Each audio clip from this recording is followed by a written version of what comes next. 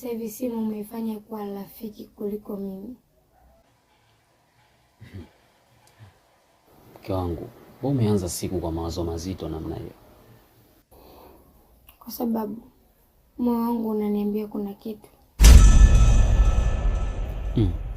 Kashaanza tena.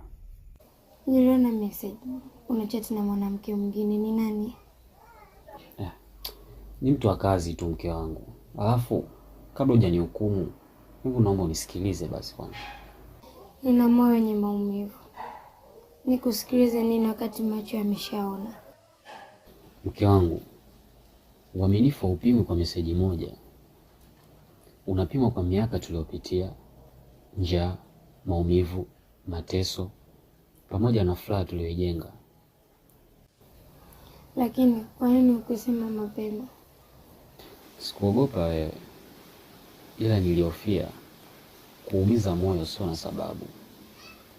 Unajua, kinachoniumiza zaidi ni kuhisi kwamba sitoshelezi tena.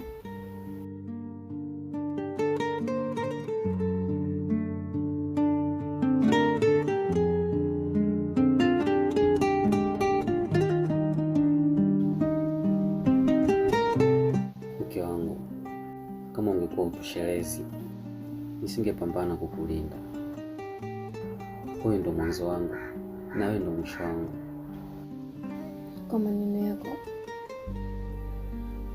nakumbuka kwa nini nilikuchagua.